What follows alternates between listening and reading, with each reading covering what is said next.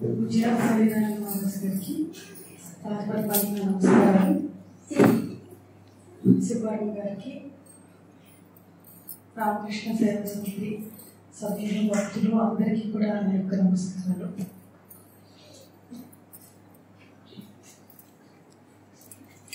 స్వామివారి సన్నిధికి ఈ విధంగా రావడం మామూలుగా అయితే కొంచెం ఇంకా ఎక్కువ రావాలనిపిస్తూ ఉంటుంది. సంస్కృతి వల్ల అట్లాగా కొంచెం అయితే ఈ రోజుల్లో రావడం చాలా సంతోషంగా ఉంది. మిమ్మల్ని అందరినీ అమ్మవారి దయ వల్ల, స్వామివారి దయ వల్ల కలవడం సంతోషంగా ఉంది. అయితే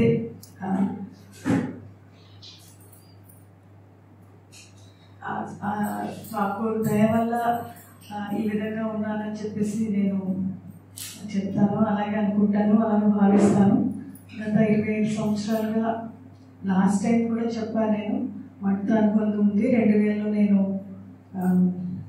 ఇనిషియేషన్ తీసుకున్నాను, మంత్రదీక్ష తీసుకున్నాను. మా అమ్మగారు, నేను, మా అబ్బాయి గత సంవత్సరం మంత్రదీక్ష తీసుకున్నాడు.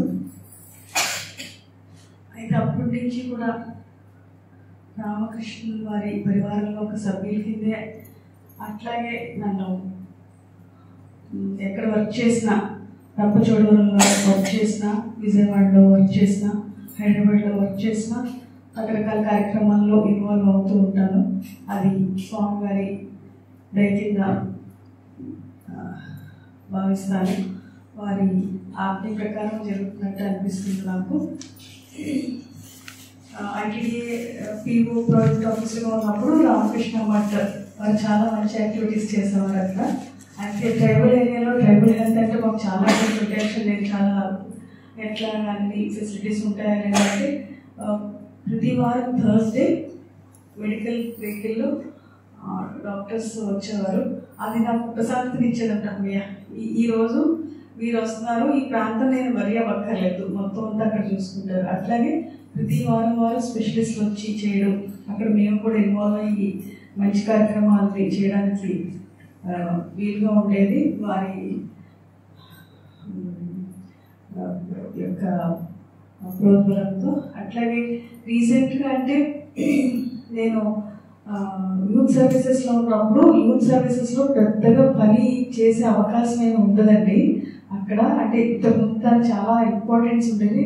రాను గత ప్రభుత్వం మారినప్పుడు వెంటనే నన్ను తీసివేసే డిపార్ట్మెంట్. అంటే ఏదో భావించి ఇంతకుముందు కాబట్టి నేను ఏదో క్లోజర్ తీసివేసినప్పుడు నాకు వెంటనే కరోనా రావడం, ఏం చేయాలి అనే ఆలోచనలో ఉన్నప్పుడు స్వామి సేవ్యానంద వారితో ఆన్లైన్లో అనేక మంది యువతకి, పిల్లలకి కూడా పర్సనాలిటీ డెవలప్మెంట్ క్లాసెస్,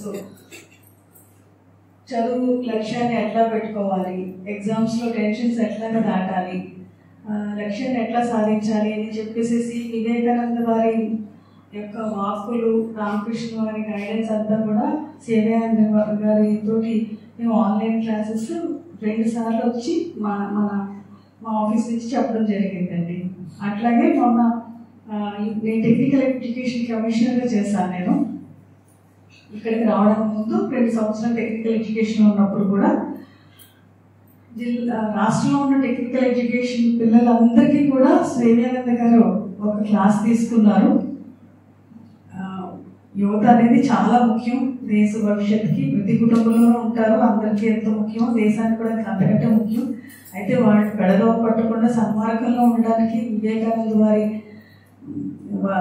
వాక్యాలు, వారి ఫిలాసఫీ అంతా ఎంతో ఉపయోగపడుతుంది. వారి పిల్లలకి అర్థమయ్యే రీతిలో చాలా చక్కగా చెప్తారు.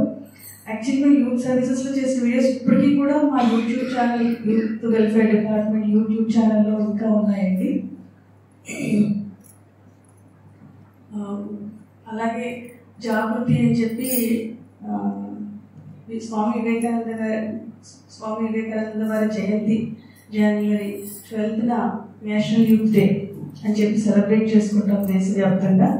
ఆ రోజు కూడా నేను యూత్ వెల్ఫేర్ డిపార్ట్మెంట్లో ఉన్నా కానీ టెక్నికల్ ఎడ్యుకేషన్లో ఉన్నా లాస్ట్ 5 years ముఖ్యంగా చాలా గ్రాండ్గా సెలబ్రేట్ చేశాము.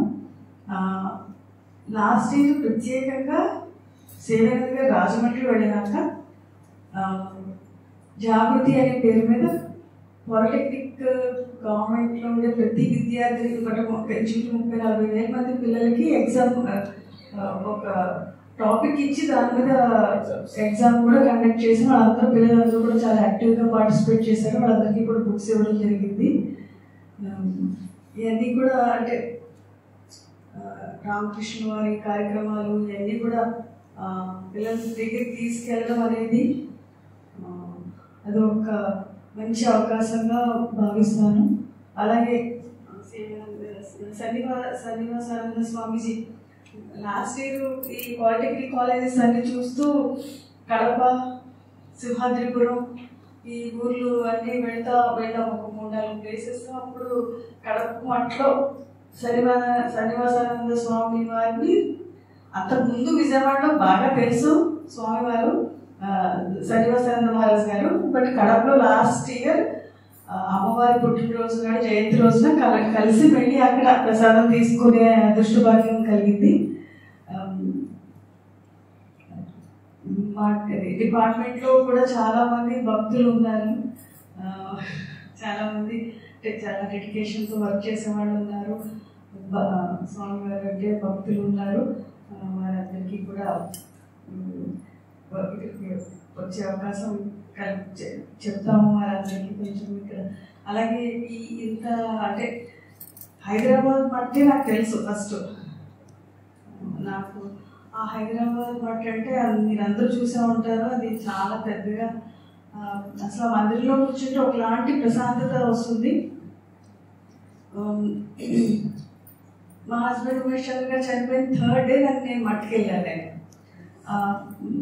అంటే నా బాధ అంత తీరలేని బాధలో ఉన్నప్పుడు ఇంక మా నాన్నగారు చూసి తట్టుకోలేక ఇంక అక్కడికి వెళ్తే కొంచెం స్వాంతంగా పొందుతారు అని చెప్పి తీసుకెళ్ళడం జరిగింది. అక్కడ స్వామి పరమార్థానంద స్వామీజీ ఉండేవారు. అప్పుడు మీకు కూడా చాలామంది తెలిసే ఉంటుంది. వారు ఆ సమయంలో ఎంతో 1 గంట 2 గంటలు కూర్చుని చెప్పి ఏడవద్దు అని బాధపడద్దని చెప్పి ఎన్నో వాక్యాలు చెప్పి కొంచెం స్థిమిత పడింది. కానీ చాలా రోజులు పట్టింది. ఇష్టమైన కొంచెం ధైర్యంగా బయటికి రావడానికి స్వామివారి ఆశీస్సులు ఈ books they lived with God lived with them ఈ బుక్స్ అన్నీ కూడా నాకు ఎంతో మనసుకి దగ్గరైన బుక్స్. అలాగే ద గాస్పెల్ ఆఫ్ శ్రీరామకృష్ణ ఈ బుక్ కూడా నేను ఎప్పుడు చదువుతూ ఉండేదాన్ని. నాకు చాలా ఇష్టమైన book. God lived with them book అయితే మాత్రం నాకు చాలా ఇష్టం అండి. అది one of my favourite book. అందరి స్వామివారి యొక్క భక్తులు అందరూ వారి యొక్క లైఫ్ స్టోరీస్ అంతా చెప్తూ స్వామివారి దగ్గరికి వారు ఏ విధంగా వెళ్ళింది, వారు ఏ విధంగా సర్వీస్ చేశారనేది చాలా స్ఫూర్తివంతంగా ఇన్స్పైరింగ్గా ఉంటుంది.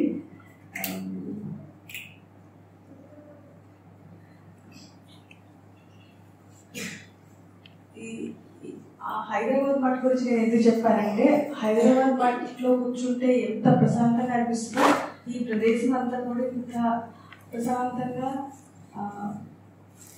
ఆహ్లాదకరంగా ప్రశాంతంగా అంటే ఇక్కడ వచ్చి కూర్చుంటేనే అట్లా భగవంతుడిలో లీనమయ్యేలాగా తీర్చిదిద్దిన శివవర్మ గారు తండ్రులు వారి యొక్క టీం అందరికీ కూడా నా యొక్క నమస్కారాలు. ఈ అవకాశం ఇచ్చిన మీ అందరికీ కూడా ధన్యవాదాలు.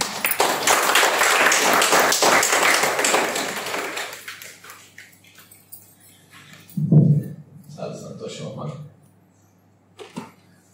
మాకు ఐటీడీఏ అన్నారు కాబట్టి మన భద్రాచలం దగ్గర నుంచి అంటే ఇటు అల్లూరు జిల్లాకి కన్వీనియంట్ రాజమండ్రి నుంచి ఒక సమ్మర్లో ఒక ఎన్ఆర్ఐ ఇక్కడ ఐటీడీఏకి సపోర్ట్ చేస్తూ ఉండేవారు. తెలంగాణ ప్రాంతం నుంచి వస్తుంది.